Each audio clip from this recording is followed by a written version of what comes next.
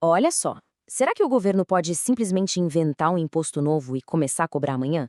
A gente até pensa que sim, mas a verdade é que existe um escudo bem poderoso que protege a gente.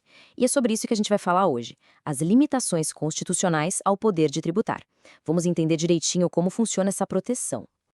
Olá, eu sou o professor Eduardo Lemos. E a nossa missão aqui é simples: desvendar o direito, a contabilidade, a administração pública, tudo de um jeito bem claro, objetivo e conceitual. Vamos juntos nessa? Quero mostrar como o direito tributário não é um bicho de sete cabeças e como conhecer os nossos direitos faz toda a diferença. Então, sejam muito bem-vindos.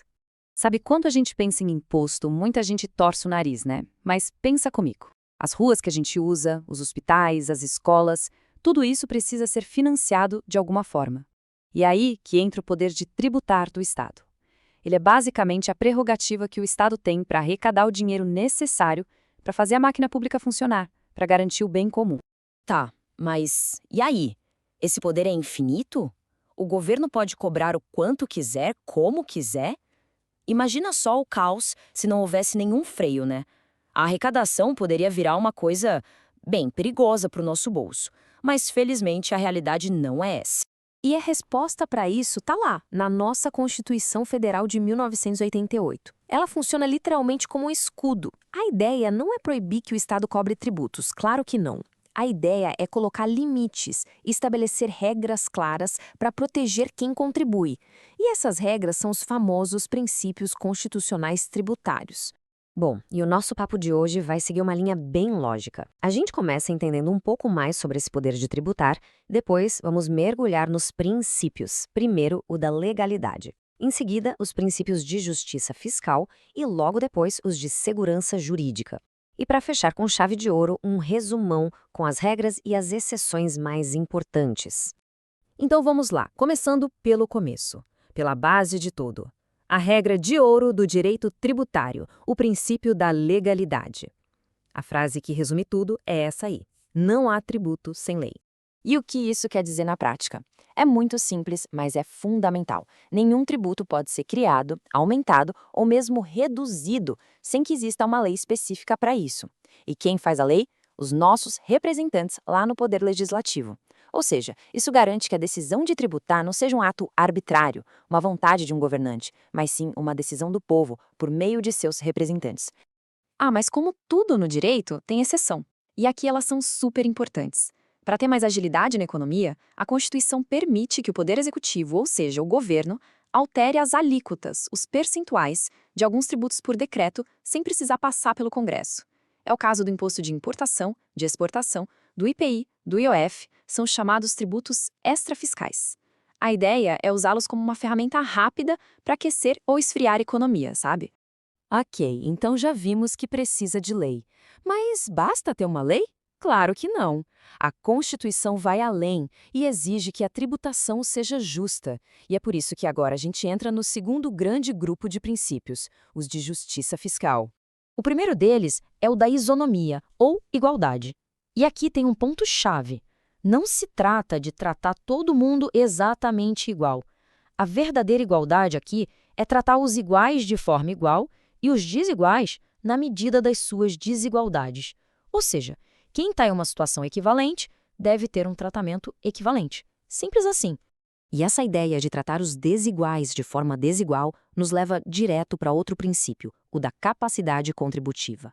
A lógica é bem direta. Quem tem mais, paga mais. Quem tem menos, paga menos.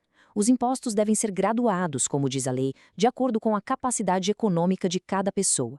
O exemplo mais clássico disso é o imposto de renda, com suas diferentes faixas de alíquotas. E olha, isso não é só uma ideia bonita, não. Está escrito com todas as letras na nossa Constituição, lá no artigo 145. Ele diz que, sempre que possível, os impostos devem ter esse caráter pessoal e serem graduados segundo a capacidade econômica de quem paga. É um comando direto para buscar um sistema mais justo. Bom, mas se quem tem mais paga mais, existe um teto para isso? Sim, e esse é o princípio da vedação ao confisco. O que ele diz é que o tributo não pode ser tão pesado, tão exagerado, a ponto de funcionar como um confisco, ou seja, de tomar uma parte tão grande da renda ou do patrimônio de alguém que acabe por destruir a sua capacidade econômica. É uma barreira de proteção muito importante. Tudo bem. Já vimos que precisa de lei e que a lei precisa ser justa. Mas e a segurança? E a previsibilidade? É disso que trata o nosso terceiro e último bloco de princípios, os que garantem a segurança jurídica. O primeiro aqui é o da irretroatividade. O nome parece complicado, mas a ideia é bem simples. A lei tributária não pode voltar no tempo para prejudicar ninguém.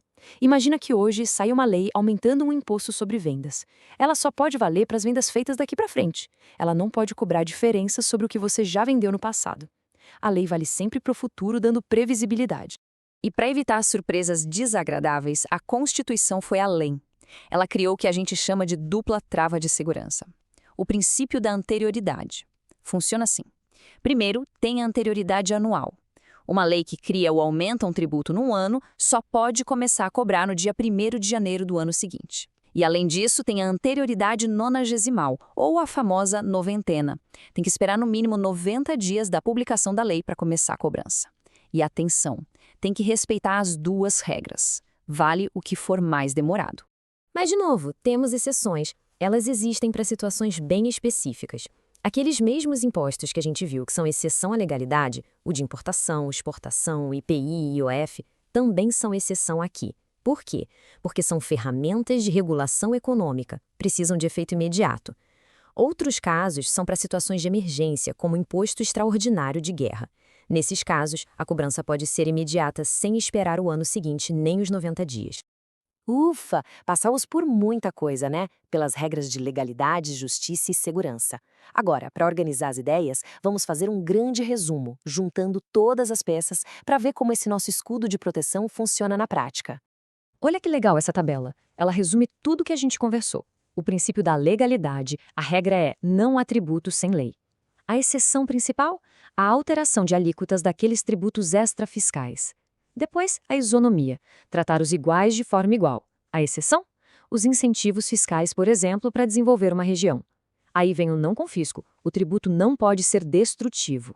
E a irretroatividade, a lei não volta no tempo.